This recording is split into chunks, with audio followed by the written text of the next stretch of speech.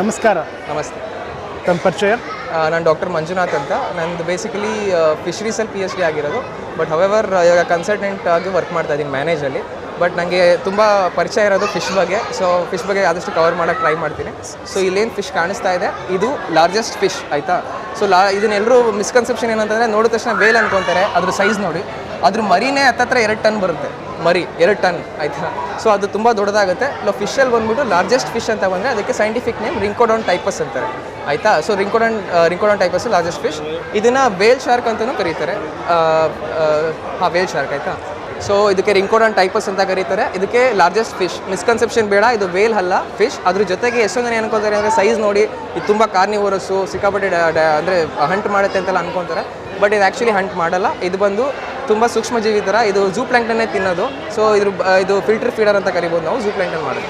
So veil ಥರನೇ ಇದನ್ನು surface ಇದು ಏರ್ ಬೇಕಾ ಇದಕ್ಕೆ ಅಥವಾ? ಇಲ್ಲ ಸರ್, ಇದು ಫಿಶ್ ಅಂತ ಹೇಳಿದ್ನಲ್ಲ ನಾನು. ಸೊ ಫಿಶ್ ಅಂತ ಬಂದಾಗ ಗಿಲ್ಸ್ ಇರುತ್ತೆ. ಸೊ ಅದು ಏರ್ ಬ್ರೀದಿಂಗ್ ಇರೋದಿಲ್ಲ. ಬಟ್ ಹವೆವರ್ ಇದಕ್ಕೆ ನಾನು ಹೇಳಿದ್ನಲ್ಲ ಮರಿನೇ ಅಷ್ಟು ದೊಡ್ಡದಿರುತ್ತೆ ಅಂತಂದಾಗ ಇನ್ಸುಲೇಷನ್ ಬೇಕೇ ಬೇಕು ಸಮುದ್ರದಲ್ಲಿದ್ದಾಗ. ಅದಕ್ಕೆ ಫ್ಯಾಟ್ ಲೇಯರ್ ತುಂಬ ದಪ್ಪ ಇರುತ್ತೆ. ಕೆಲವೊಂದು ಸತಿ ವೇಲ್ನ ಶೋರ್ಗೂ ಕೂಡ ಬಂದುಬಿಡುತ್ತೆ. ಸೊ ಕೆಲವೊಂದು ಪ್ರಾಬ್ಲಮ್ ಆಗಿ ಅದನ್ನು ಒಂದು ಹಾರ್ಟು ಸಿಕ್ಕಾಬಟ್ಟೆ nearly this much big one heart will be. Okay. But ಅದು ಏನಂತ ಅಂದರೆ ಫಿಶ್ ಬಂದು ತುಂಬ ಸೂಕ್ಷ್ಮಜೀವಿ ಮತ್ತು ಅದು ಎಂಡೇಂಜರ್ಡ್ ಸ್ಪೀಸೀಸ್. ತಪ್ಪು ಕನ್ಸೆಪ್ಷನ್ ಏನಂತ ಅದನ್ನು ತಿನ್ಬೋದಾ ಹಿಡಿಬೋದಾ, ಅದು ಹಿಡಿಯಂಗಿಲ್ಲ. ಅದು ಕನ್ಸರ್ವೇಷನ್ ಇದೆ ಅದ್ರದ್ದು ಆಲ್ರೆಡಿ. ಸೊ ಅದಕ್ಕೆ ಇದನ್ನು ಇಟ್ಟಿರೋ ಕಾನ್ಸೆಪ್ಟ್ ಕೂಡ ಅದೇ. ಸೊ ದಟ್ ನೀವು ಅದ್ರ ಬಗ್ಗೆ ನಾಲೆಡ್ಜ್ ಬರಲಿ. ಅದನ್ನು ಯಾವುದೇ ರೀತಿ ಹಂಟ್ ಮಾಡಬಾರ್ದು. ಅದನ್ನು ಸೇಲ್ ಕೂಡ ಮಾಡೋಂಗಿಲ್ಲ, ಹಂಟ್ ಮಾಡೋಂಗಿಲ್ಲ. ओके. और स्पीसीज में इसके जैसे एक ये है, ये क्या करता है, पॉल्यूशन इंडिकेटर है. जहाँ पे क्लियर वाटर होगा वो उस जगह पे वो पाया जाएगा कोरल रीफ. इसका काम पॉल्यूशन इंडिकेटर है. मतलब ऐसा मत सोच. ನೀವೇನಂತ ಅಂದರೆ ಇದನ್ನು ಆಲ್ರೆಡಿ ಡ್ರೈ ಆಗಿದೆ. ಇದು ಹಾರ್ಡ್ ಕೋರಲ್ ಆಯಿತಾ. ಇದು ಆಲ್ರೆಡಿ ಇದ್ರದ್ದು ಒಳಗಡೆ ಏನೇನು ಆರ್ಗ್ಯಾನಿಸಮ್ಸ್ ಇದೆ ಅದೆಲ್ಲ ಸತ್ತೋಗಿದೆ. ಇಲ್ಲಿರೋದು ಬರೀ ಸ್ಕೆಲಿಟನ್ ಮಾತ್ರ. ಸೊ ಇದು ಲಿವಿಂಗ್ ಅಲ್ಲ. ಬಟ್ ಲಿವಿಂಗ್ ಇದ್ದಾಗ ಇದು ಸಿಂಬಾಟಿಕ್ ರಿಲೇಷನ್ಶಿಪ್ ಇರುತ್ತೆ. ಇದ್ರ ಒಳಗಡೆ ಒಂದು ಆಲ್ಗೆ ಇರುತ್ತೆ. ಸೊ ಆಲ್ಗೆಯಿಂದ ಇದಕ್ಕೂ ಹೆಲ್ಪ್ ಆಗುತ್ತೆ. ಅದಕ್ಕೆ ನಾವು ಮ್ಯೂಚುವಲಿಸಮ್ ಅಂತೀವಿ, ಸಿಂಬಾಟಿಕ್ ರಿಲೇಷನ್ಶಿಪ್ ಅಂತೀವಿ. ಸೊ ಇದು ಬಂದು ನ್ಯಾನ್ಸನ್ ರಿವರ್ಸಿಂಗ್ ವಾಟರ್ ಬಾಟಲ್. ಇದು ಸ್ಯಾಂಪಲ್ ತೊಗೊಳ್ಳೋಕೆ ಯೂಸ್ ಮಾಡ್ತಾರೆ ಆಯಿತಾ. ಇದು ಬಂದು ಸೆಚ್ಚಿ ಡಿಸ್ಕ್. ನೀವು ಪಾಂಡ್ನಲ್ಲಿ ಅಥವಾ ಸಮುದ್ರದಲ್ಲಿ ನಾವೇನಾದ್ರೂ ಅದ್ರದ್ದು ಡೆಪ್ತ್ ಚೆಕ್ ಮಾಡಿದ್ರು, ಟ್ರಾನ್ಸ್ಪರೆನ್ಸಿ ಚೆಕ್ ಮಾಡಬೇಕು ಅಂತಂದರೆ ಸೆಚ್ಚಿ ಡಿಸ್ಕ್ ಅಂತ ಕರಿತೀವಿ. ಇದು ಹೆಲ್ಪ್ ಆಗುತ್ತೆ. ಇದು ಬಂದ್ಬಿಟ್ಟು ನಮಗೆ ಗ್ರ್ಯಾಬ್ ಅಂತ ಕರಿತೀವಿ. ನೀವೇನಾದ್ರು ಸಮುದ್ರದಲ್ಲಿ ಸ್ಯಾಂಪಲ್ ತೊಗೊಬೇಕು, ಸಮುದ್ರದಲ್ಲಿ ಸಾಯಿಲ್ ಸ್ಯಾಂಪಲ್ನ ಅಂತಂದರೆ, ಸೊ ಈ ಗ್ರ್ಯಾಬ್ನ ಓಪನ್ ಮಾಡಿ ಕೆಳಗೆ ಬಿಟ್ಟಾಗ ಅದು ಬಾಟಮ್ ಹಿಟ್ ಆದಮೇಲೆ ಅದು ಕವರ್ ಆಗಿ ಆ ಸ್ಯಾಂಪಲ್ನ ನಾವು ತೊಗೊತೀವಿ ಲ್ಯಾಬ್ರೇಟರಿ ಅನಾಲಿಸಿಸ್ಗೆ. ಸೊ पुराने तरीके हैं मछली पकड़ने के लिए. ये अलग अलग है. जो हम पहले जैसे पकड़ते थे बर्ची को बोलते हैं. ಯೂಶ್ವಲ್ ಆಗಿ ಇದೆಲ್ಲ ನಾರ್ತ್ ಈಸ್ಟ್ ರೀಜನಲ್ಲಿ ಯೂಸ್ ಮಾಡ್ತಾರೆ. ಇದೆಲ್ಲ traditional way of fish catching. ಮುಂಚೆ ಇದನ್ನೆಲ್ಲ ಫಿಶ್ನ ಹಿಡಿಲಿಕ್ಕೆ ವೆಟ್ಲ್ಯಾಂಡ್ಸಲ್ಲೆಲ್ಲ ಇದನ್ನು ಯೂಸ್ ಮಾಡ್ತಾಯಿದ್ರು ಟ್ರೆಡಿಷನಲ್ ವೇಯಲ್ಲಿ. ಸೊ ಇದು ನಿಮ್ಗೆ ಬಂದು ಫಿಶ್ದು ಅನಾಟಮಿ. ಸೊ ಫಿಶ್ದು ಇದ್ರದ್ದು ನರ್ವಸ್ ಸಿಸ್ಟಮ್ ಫಿಶ್ದು ಹೇಗಿರುತ್ತೆ ಅಂತ ಇದು ಫಿಶ್ದು ಹೇಳುತ್ತೆ. ಸೊ ಇದು ನರ್ವಸ್ ಸಿಸ್ಟಮು ಎಲ್ರಿಗೂ ಅಂದರೆ ಇದು ಬಂದು ಗಿಲ್ಸ್ ಆದಮೇಲೆ ಮತ್ತು ನರ್ವಸ್ದು ಮೇಲ್ಗಡೆ ಅದ್ರದ್ದು ಬ್ಯಾಕ್ ಬೋನ್ ಹಿಂದೆಗಡೆ ಹೇಗಿರುತ್ತೆ ಅದ್ರ ಮೇಲೆ. ಸೊ ಇದು ಫಿನ್ಸ್ ಬಂದು ಇದು ನಿಮಗೆ ಅನಾಟಮಿ ಇದ್ರಲ್ಲಿ ಕರೆಕ್ಟಾಗಿ ಕ್ಲಿಯರ್ ಆಗಿದೆ. ಸೊ ಇದು ನೋಡ್ಕೊಂಬಿಡಿ. ಇದರಲ್ಲಿ ಏನಿದೆ, ಫಿಶಲ್ಲಿ ಯಾವಾಗಲೂ ಹಾರ್ಟ್ ಇಲ್ಲಿರುತ್ತೆ ಆಯಿತಾ. ಸೊ ಕೆಳಗಡೆ ಹಾರ್ಟ್ ಇರುತ್ತೆ. ಸೊ ಈ ಹಾರ್ಟ್ ಬಂದು ಇಲ್ಲಿ ಫಿಶ್ದು ಹಾರ್ಟ್ ಇರುತ್ತೆ. ಅದಕ್ಕೆ ನಾವು ಯಾವಾಗಲೂ ದೊಡ್ಡ ಫಿಶ್ ತೊಗೊಂಡಾಗ ಫಸ್ಟ್ ಇಲ್ಲಿ ಪಂಕ್ಚರ್ ಮಾಡ್ತೀವಿ. ಸೊ ದಟ್ ಜಾಸ್ತಿ ದಿನ ಪ್ರಿಸರ್ವ್ ಮಾಡ್ಬೋದು ಅಂತ. ಇದು ಗಿಲ್ಸ್ ಬರುತ್ತೆ. ಗಿಲ್ಸ್ ಆದಮೇಲೆ ರೆಸ್ಪಿರೇಷನ್ದು. ಇದು ತಿಂದಿದ್ದು ಫಸ್ಟ್ ಬಂದು ಅದ್ರದ್ದು ಸ್ಟೊಮಕ್ಗೆ ಬಂದು ಸ್ಟೊಮಕ್ಕಿಂದ ಇಲ್ಲಿ ಒಳಗಡೆ ಸ್ಟೊಮಕ್ ಬರುತ್ತೆ. ಈಸೋಫೆಗಸಿಗೆ ಬರುತ್ತೆ. ಈಸೋಫೆಗಸಿಂದ ಸ್ಟೊಮಕ್ ಆದಮೇಲೆ ಇಂಟೆಸ್ಟೈನ್ ಬರುತ್ತೆ. ಇಂಟೆಸ್ಟೈನಿಂದ ನೆಕ್ಸ್ಟು ಏನಸಿಗೆ ಬರುತ್ತೆ. ಸೊ ಇಲ್ಲೇನು ಬರುತ್ತೆ, ಇದು ನರ್ವಸ್ ಸಿಸ್ಟಮ್ ಅವ್ರು ಹೇಳಿದ್ರಲ್ಲ ಹಾಗೆ. ಇದೇನು ಪಾರ್ಟ್ ಇದೆ ಇದು ಆ್ಯಕ್ಚುಲಾಗಿ ಬಂದು ಅವ್ರಿಗೆ ಕಿಡ್ನಿ ಅದು. ಸೊ ಫಿಶಲ್ಲಿ ಕಿಡ್ನಿ ಎಲ್ಲಿರುತ್ತೆ ಅಂತಂದರೆ ನಮ್ಮ ಥರ ಬೀನ್ ಶೇಪಲ್ಲಿ ಇರೋಲ್ಲ, ಬಟ್ ಅದು ಬ್ಯಾಂಡ್ ಶೇಪಲ್ಲಿ ಇರುತ್ತೆ. ಸರಿನಾ. ಸೊ ಇದೆಲ್ಲ ಸಾಯಿಲ್ ಸ್ಯಾಂಪಲ್ ತೊಗೊಳ್ಳಿಕ್ಕೆ. ಬಟ್ ಇದು ನೋಡಿ, ಇದು ಆ್ಯಕ್ಚುಲಿ ನಿಮಗೆ ಸಮುದ್ರದಲ್ಲಿ ಹೋದಾಗ ಇಲ್ಲೇನಿದೆ ಪ್ಲ್ಯಾಂಕ್ಟನ್ ನೆಟ್ಟು. ಸೊ ಇದು ಫುಲ್ ದೊಡ್ಡದು ಪ್ಲ್ಯಾಂಕ್ಟನ್ ನೆಟ್ಟು. ಈ ಪ್ಲ್ಯಾಂಕ್ಟನ್ ನೆಟ್ಟಲ್ಲಿ ಸಮುದ್ರದಲ್ಲಿ ಸ್ಯಾಂಪ್ಲಿಂಗ್ ಹೋದಾಗ ಟ್ರಾಲರ್ಸ್ಗೆ ನಾವು ಬೋಟಲ್ಲಿ ಹೋದಾಗ ಸೊ ಇದ್ರ ಒಳಗಡೆಗೆ ನಾವು ವಾಟರ್ ಜೊತೆ ಮೂವ್ ಮಾಡ್ತೀವಿ. ಅದ್ರ ಜೊತೆಗೆ ನಮಗೆ ಇವಾಗ ಫಿಲ್ಟರ್ ಆಗಿಬಿಟ್ಟು ಫೈಟೋ ಪ್ಲ್ಯಾಂಕ್ಟನ್ ಮತ್ತು ಝೂ ಪ್ಲ್ಯಾಂಕ್ಟನ್ ಏನು ಸೂಕ್ಷ್ಮ ಜೀವಿಗಳು ಅಂತೀವಿ ಅದು ಅನಾಲಿಸಿಸ್ ಮಾಡೋಕ್ಕೆ ಹೆಲ್ಪ್ ಆಗುತ್ತೆ ಒಂದು ವಾಟರ್ ಬಾಡಿಲಿ. ಸೊ ಇದು different food items. So fish gelatin ಆಗಿರ್ಬೋದು, ಇದರದೆಲ್ಲ ಪ್ರಾಡಕ್ಟ್ಸ್ ಬೇರೆ ಬೇರೆದು. ಕೈಟೋಸ್ಯಾನ್ ಆಗಿರ್ಬೋದು, ಕೆಲವೊಂದೆಲ್ಲ ನಮಗೆ ಬಿಯರ್ದು ಫಿಲ್ಟ್ರೇಷನ್ಗೂ ಕೂಡ ಯೂಸ್ ಮಾಡ್ತಾರೆ. ಕೈಟೋಸ್ಯಾನ್ ಆಗಿರ್ಬೋದು ಅದರದೆಲ್ಲ. ಸೊ ಜೆಲಾಟಿನ್ ಕೂಡ ನಿಮಗೆ ಪ್ರೋಟೀನ್ ಸಿಗ್ಲಿಕ್ಕೋಸ್ಕರ ಅದನ್ನು ಯೂಸ್ ಮಾಡ್ತಾರೆ. ಹೈಡ್ರೋಲೈಸೇಟ್ ಇದೆ, ಪ್ರೋಟೀನ್ ಹೈಡ್ರೋಲೈಸೇಟ್. ಇದೆಲ್ಲ ಡ್ರೈಡ್ ಫಿಶ್ ಐಟಮ್ಸ್ ಏನಿದೆ ಅದು ನಿಮಗೆ ಸೋಲಾರ್ ಡ್ರೈಯಿಂಗ್ ಮಾಡ್ಬೋದು, ಇಲ್ಲ ಡೈರೆಕ್ಟ್ ಸನ್ ಡ್ರೈಯಿಂಗ್ ಕೂಡ ಮಾಡ್ತಾರೆ. ಇದೆಲ್ಲ ಫಿಶ್ದು ಪ್ರೋಟೀನ್ ಕಾನ್ಸಂಟ್ರೇಟ್ ಆಯಿತಾ. ಮೀನಿನ ಪೌಡ್ರ್ ಅಂತೀವಲ್ಲ ಹಂಗೆ.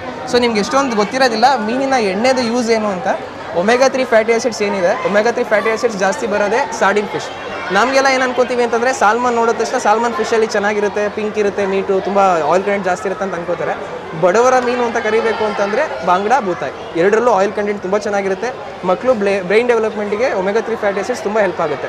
ಸೊ ನಿಮಗೆ ವೆಜಿಟೇರಿಯನ್ ಆಗಿದ್ರೆ ಅದು ನಿಮ್ಗೆ ಒಮೆಗಾ 3 ಜಾಸ್ತಿ ಬಂದು ಫ್ಲ್ಯಾಕ್ಸ್ ಸೀಡಲ್ಲಿ ಸಿಗುತ್ತೆ. ಸೊ ಫ್ಲ್ಯಾಕ್ಸ್ ಸೀಡ್ ತೊಗೊಬೋದು. ಬಟ್ ನಾನ್ ವೆಜಿಟೇರಿಯನ್ಸ್ಗೆ ಏನಂತಂದರೆ ಫಿಶ್ ತಿನ್ನಬೇಕು ಮೈನಾಗಿ. ಫಿಶಲ್ಲಿ ನಿಮಗೆ ಹಾರ್ಟ್ಗೂ ಕೂಡ ಒಳ್ಳೆಯದು, ಜೊತೆ ಬ್ರೈನ್ ಡೆವಲಪ್ಮೆಂಟ್ಗೂ ಹೆಲ್ಪ್ ಆಗುತ್ತೆ. ಸೊ ಎಷ್ಟೊಂದು ಜನ ನಿಮಗೆ ಇವನ್ DHA EPA ಎಲ್ಲ ಜಾಸ್ತಿ ಇದೆ ಅಂತ ಹಾರ್ಲಿಕ್ಸ್ ಅಡ್ವರ್ಟೈಸಲ್ ಎಲ್ಲ ತೋರಿಸ್ತಿರ್ತಾರೆ, ಬಟ್ ಮೀನಲ್ಲೂ ಇರುತ್ತೆ. ಇನ್ ಕೇಸ್ ನೀವೇನಾದ್ರು ವೆಜಿಟೇರಿಯನ್ ಆಗಿ ಕೆಲವರು ಮೀನು ತಿನ್ನಲ್ಲ ಅಂತಂದ್ರೂ ಪ್ರೆಗ್ನೆಂಟ್ ವಿಮೆನ್ ಅವ್ರಿಗೆಲ್ಲ ಕ್ಯಾಪ್ಸ್ಯೂಲ್ಸ್ ಥರನೂ ಫಿಶ್ ಆಯಿಲ್ ಸಿಗುತ್ತೆ. ಆ್ಯಂಡ್ ಈ ಆಯಿಲ್ ಬಂದು ಮೇಯ್ನಾಗಿ ಬೂತಾಯ್, ಸಾರ್ಡಿನ್ ಅಂತ ಏನು ಕರಿತೀವಿ ಆ ಫಿಶಲ್ಲೇನೆ ಇದನ್ನು ಎಕ್ಸ್ಟ್ರಾಕ್ಟ್ ಮಾಡೋದು ಆಯಿಲ್ನ. ಮತ್ತು ಕಾಡ್ ಲಿವರ್ ಅಂತ ಇರುತ್ತಲ್ಲ, ಹಾಂ, ಕಾಡ್ ಲಿವರ್ ಆಯಿಲ್ ಕೂಡ ಅದನ್ನು ಯೂಸ್ ಮಾಡ್ತಾರೆ. ಬಟ್ ಇಂಡಿಯಾದಲ್ಲಿ ಕಾರ್ಡ್ಸ್ ನಾವು ಜಾಸ್ತಿ ತಿನ್ನಲ್ಲ, ಸಿಗಲ್ಲ ನಮಗೆ ಕಾರ್ಡ್ಸ್. ಸೊ ನಮ್ಮದು ಮೇಜರ್ ಫಿಶರಿ ಬಂದು ಪೆಲಾಜಿಕ್ ಫಿಶರಿ, ಅಂದರೆ ಸಮುದ್ರದ ಸರ್ಫೇಸಲ್ಲಿ ಏನು ಸಿಗುತ್ತೆ ಆ ಥರ ಮೀನು. ಅದರಲ್ಲಿ ಬಂದು ಮ್ಯಾಕ್ರಲ್, ಬಾಂಗ್ಡಾ ಮತ್ತು ಬೂತಾಯ್, ಸಾರ್ಡಿನ್. ಸೊ ಇವೆರಡು ಬಂದು ನಮ್ಗೆ ಜಾಸ್ತಿ ಸಿಗುತ್ತೆ, ಹೇರಳವಾಗಿ ಸಿಗೋದ್ರಿಂದ ಅದರಿಂದ ಆಯಿಲ್ ಜಾಸ್ತಿ ಎಕ್ಸ್ಟ್ರಾಕ್ಟ್ ಮಾಡ್ತಾರೆ. ಬ್ಯಾಗಲ್ಲಿ ಏನು ಪೌಚ್ ಮಾಡ್ತಾರೆ, ಸೊ ಅದನ್ನ ಲೆದರ್ದು ಏನೇನು ಇರುತ್ತೆ, ಸೊ ಫಿಶ್ ಲೆದರ್ ಕೂಡ ಯೂಸ್ ಮಾಡ್ತಾರೆ. ಎಷ್ಟು ಜನ ಗೊತ್ತಿರಲ್ಲ, ಫಿಶ್ ಲೆದರಲ್ಲಿ ಈವನ್ ಜಾಕೆಟ್ಸ್ ಕೂಡ ಮಾಡ್ತಾರೆ.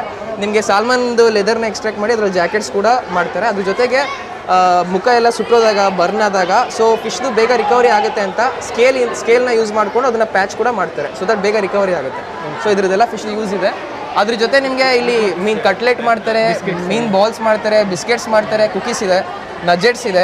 ಸೊ ಸಿಗಡಿ ಉಪ್ಪಿನಕಾಯಿ ಪಿಕ್ಕಲ್ ತುಂಬ ಚೆನ್ನಾಗಿರುತ್ತೆ. ನೀವು ಯಾರು ಟ್ರೈ ಮಾಡಿಲ್ಲ ಅಂದರೆ ಸಿಗಡಿ ಟ್ರೈ ಮಾಡಿ. ಅದ್ರ ಜೊತೆಗೆ ಫಿಶ್ ಪಿಕ್ಕಲ್, ಮೇಯ್ನಾಗಿ ಲಕ್ಷದ್ವೀಪ್ ಏನಿದೆ, ಲಕ್ಷದ್ವೀಪ್ ಐಲ್ಯಾಂಡಲ್ಲಿ ಮೇಯ್ನ್ ಫಿಶ್ರಿ ಬಂದು ಟ್ಯೂನಾ.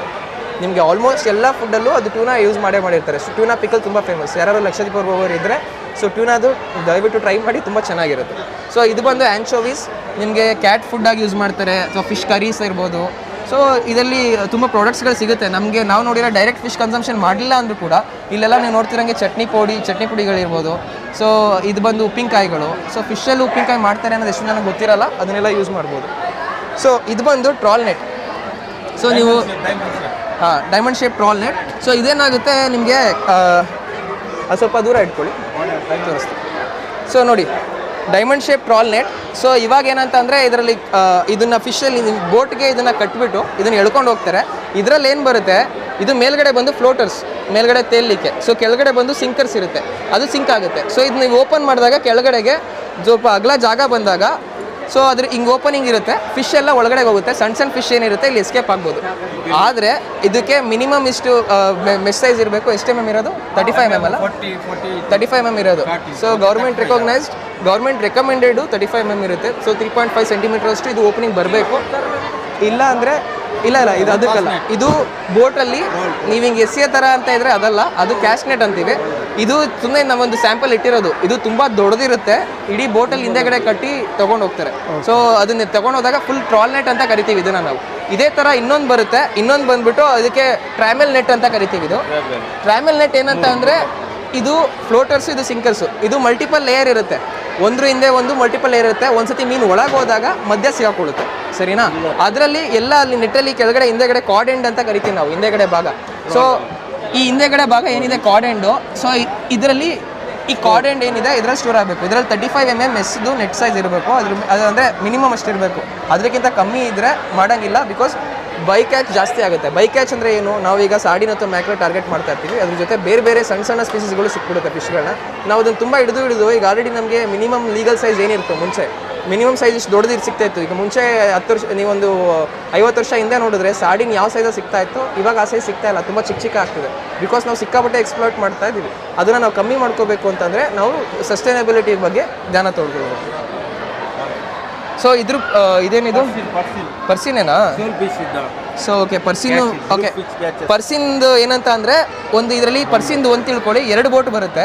ಸೊ 2 ಬೋಟಲ್ಲಿ ಒಂದು ಮದರ್ ಬೋಟ್ ಅಂತ ಕರಿತೀವಿ, ಅದು ದೊಡ್ಡ ಬೋಟ್ ಹೊರಗಡೆ ಇರುತ್ತೆ. ಇನ್ನೊಂದು ಚಿಕ್ಕ ಬೋಟ್ ಬಂದ್ಬಿಟ್ಟು ಈ ಥರ ಎನ್ಸರ್ಕಲ್ ಮಾಡುತ್ತೆ ಅದನ್ನು ರೌಂಡ್ಗೆ. ಸೊ ಫಸ್ಟ್ ಏನು ಮಾಡ್ತಾರೆ ಫಿಶರ್ಮೆನ್, ಅವರು ಐಸೈಟಲ್ಲೇ ನೋಡಿದ ತಕ್ಷಣ ಅವರಿಗೆ ಗೊತ್ತಾಗುತ್ತೆ ಎಲ್ಲಿ ಹೇರಳವಾಗಿ ಮೀನಿದೆ ಅಂತ ಅಂದ್ಬಿಟ್ಟು. ಅದು ಶೋಲ್ಸಲ್ಲಿ ಇರುತ್ತೆ. ಈ ಸಾರ್ಡಿನ್ ಇರ್ಬೋದು, ಮ್ಯಾಕ್ರಲ್ ಇರ್ಬೋದು, ಇವೆಲ್ಲ ಗ್ರೂಪ್ಸಲ್ಲಿ ಇರುತ್ತೆ ಒಟ್ಟಿಗೆ. ಅದಕ್ಕೆ ನಾವು ಶೋಲ್ ಅಂತ ಕರಿತೀವಿ. ಸೊ ಎಲ್ಲಿ ಶೋಲ್ ಇದೆ ಅವ್ರ ಮೇಲ್ಗಡೆ ನೋಡಿದ ತಕ್ಷಣ ಗೊತ್ತಾಗುತ್ತೆ. ಅದು ಗೊತ್ತಾದಾಗ ಮದರ್ ಬೋಟ್ನ ಪಕ್ಕ ಹಾಕಿ ಇನ್ನೊಂದು ಚಿಕ್ಕ ಬೋಟಲ್ಲಿ ಇದನ್ನು ಫುಲ್ಲು ಎನ್ಸರ್ಕಲ್ ಮಾಡ್ತಾರೆ. ಎನ್ಸರ್ಕಲ್ ಮಾಡಿಕೊಂಡು ಅದನ್ನು ಬೋಟ್ಗೆ ಎತ್ಕೊತಾರೆ. ಇದನ್ನು ನಾವು ಪರ್ಸಿನ್ ಫಿಶರಿ ಅಂತೀವಿ. ಆವಾಗಲೇ ತೋರಿಸಿದ್ದು ಟ್ರಾಲ್ ಫಿಶರಿ, ಇದು ಪರ್ಸಿನ್ ಫಿಶರಿ. ಓಕೆ, ಸೊ ಇದು ಟ್ರಾಲ್ ಬೋಟ್ ಅಂತ ಕರಿತೀವಿ ನಾವು. ಈ ಟ್ರಾಲ್ ಬೋಟ್ ಏನಿದೆ ಇದು ಇಲ್ಲಿ ನೋಡಿ, ಇದು ಫ್ಲೋಟರ್ಸ್ ಬರುತ್ತೆ, ಕೆಳಗಡೆ ಸಿಂಕರ್ಸ್ ಬರುತ್ತೆ. ಇದು ಹಿಂಗೆ ಓಪನ್ ಆಗುತ್ತೆ. ಸೊ ಹಿಂಗೆ ಓಪನ್ ಆದಾಗ ಏನಾಗುತ್ತೆ, ಇಲ್ಲೇನಿದೆ ಇದನ್ನ ಒಂದು ಎಕ್ಸ್ಪೆರಿಮೆಂಟಲ್ ಪರ್ಪಸ್ಗೆ ಸ್ಕ್ವೇರ್ ಕಾರ್ಡೆಂಡ್ದು ಮಾಡಿದ್ದಾರೆ. ಇದನ್ನ ಕಾರ್ಡ್ ಫಿಶರಿಗೆ ಮೇನ್ ಯೂಸ್ ಆಗುತ್ತೆ. ನಮ್ಮ ಇಂಡಿಯಾದಲ್ಲಿ ಇದನ್ನ ಅಪ್ಲಿಕೇಶನ್ ಸ್ವಲ್ಪ ಕಷ್ಟ ಆಗ್ತಿದೆ, ಫಿಶ್ ಫಾರ್ಮರ್ಸ್ ಯಾರು ಅದನ್ನು ಯೂಸ್ ಮಾಡ್ತಾ ಇಲ್ಲ ಜಾಸ್ತಿ ಇನ್ನು. ಬಟ್ ಇದು ಮಾಡಿದ್ರೆ ತುಂಬ ಉತ್ತಮ ಅಂತ ಕರೀತಾರೆ. ಯಾಕೆಂದರೆ ಇದು ಏನಾಗುತ್ತೆ, ಬೇರೆದ್ರಲ್ಲಿ ಡೈಮಂಡ್ ಶೇಪು. ಸೊ ಡೈಮಂಡ್ ಶೇಪಲ್ಲಿ ಏನಾಗುತ್ತೆ, ಮರಿಗಳು ಎಸ್ಕೇಪ್ ಆಗಲಿ ಕಷ್ಟ ಆಗುತ್ತೆ. ಬಟ್ ಸ್ಕ್ವೇರ್ ಕಾರ್ಡೆಂಡ್ ಏನಿದೆ ಇದರಲ್ಲಿ ಮರಿಗಳಿಗೆ ಎಸ್ಕೇಪ್ ಹಾಕಿ ಈಸಿ ಆಗುತ್ತೆ, ಬಿಕಾಸ್ ಓಪನಿಂಗ್ ಜಾಸ್ತಿ ಬರುತ್ತೆ. ಸೊ ಅದಕ್ಕೆ ಫಾರಿನ್ ಇದರಲ್ಲೆಲ್ಲ ಕಂಟ್ರೀಸಲ್ಲೆಲ್ಲ ಆಲ್ರೆಡಿ ಇದನ್ನು ಇಂಪ್ಲಿಮೆಂಟ್ ಮಾಡಿದ್ದಾರೆ. ಬಟ್ ಇಂಡಿಯಾದಲ್ಲಿ ಯಾಕೆ ಆಗ್ತಾ ಇಲ್ಲ ಅಂತಂದರೆ ಅವ್ರದ್ದು ಐದರ್ ಕಾರ್ಡ್ ಫಿಶರಿ ಇರುತ್ತೆ, ಆಯಿತಾ, ಸಾಲ್ಮನ್ ಫಿಶರಿ ಇರುತ್ತೆ, ಆ ಥರ ಇರುತ್ತೆ. ಬಟ್ ನಮ್ಮ ಇಂಡಿಯಾದಲ್ಲಿ ಪ್ರಾಬ್ಲಮ್ ಏನು ಅಂತಂದರೆ ಮಲ್ಟಿಪಲ್ ಫಿಶರೀಸ್ ಇರುತ್ತೆ. ಸೊ ಅದಕ್ಕೆ ಇದನ್ನು ಇಂಪ್ಲಿಮೆಂಟ್ ಇಂಡಿಯಾದಲ್ಲಿ ಮಾಡೋಕ್ಕೆ ಕಷ್ಟ ಆಗುತ್ತೆ. ನಾವು ತುಂಬ ಟಾರ್ಗೆಟ್ ಫಿಶಿಂಗ್ ಮಾಡ್ತೀವಿ. ಹಾಂ, ಅದಾಯಿತು, ಅದಾಗುತ್ತೆ. ಇಲ್ಲಿ ಟ್ರಾಲ್ ಬೋಟ್ ಇದೆ, ಹಿಂಗೆ ಕಾರ್ನರ್. ಇದು ಡಗೌಟ್ ಕೆನೋ ಅಂತ ಕರೀತಾರೆ. ಇದು ಫೈಬರ್ ಬೋಟ್. ಹಾಂ, ಓಕೆ, ಇದು ಗಿಲ್ನೆಟಾ. ಸೊ ನೀವು ನೋಡಿರ್ಬೋದು, ನಿಮ್ಮ ಮನೆ ಹತ್ರ ಸಣ್ಣ ಸಣ್ಣ ವಾಟರ್ ಬಾಡಿಲೆಲ್ಲ ಏನು ಮಾಡ್ತಾರೆ ಅಂತಂದರೆ ಈ ಥರ ಗಿಲ್ನೆಟ್ ಇರುತ್ತೆ. ಇವ್ರೇನು ಮಾಡ್ತಾರೆ ಅಂದರೆ ರಾತ್ರಿ ಹೋಗಿ ಇದನ್ನು ಹಾಕ್ಬಿಟ್ಟು ಹೋಗ್ಬಿಡ್ತಾರೆ. ಬೆಳಿಗ್ಗೆ ಫ್ಲೋಟರ್ಸ್ ಮಾತ್ರ ನಿಮಗೆ ಕಾಣಿಸ್ತಿರುತ್ತೆ ನೀರಲ್ಲಿ. ಸೊ ಆಮೇಲೆ ಬಂದು ಇದರಲ್ಲೆಲ್ಲ ಆಲ್ರೆಡಿ ಮೀನು ಸಿಗಾಕೊಂಡಿರುತ್ತೆ ಅದ್ರ ಗಿಲ್ಸ್ಗೆ. ನೆಕ್ಸ್ಟ್ ಮಾರ್ನಿಂಗ್ ಬಂದ್ಬಿಟ್ಟು ಅದನ್ನು ಹಾರ್ವೆಸ್ಟ್ ಮಾಡ್ಕೊತಾರೆ ಬೆಳಿಗ್ಗೆಗೆ ಅಷ್ಟೇ. ಇದನ್ನು ಜಸ್ಟ್ ಸ್ಟೇಷನರಿ ನೆಟ್ಟು. ಅವೆಲ್ಲ ಆ್ಯಕ್ಟಿವ್ ಗೇರ್ಸು, ಇದು ಪ್ಯಾಸಿವ್ ಗೇರ್ ಅಂದರೆ ಸ್ಟೇಷನರಿ ಇರುತ್ತೆ.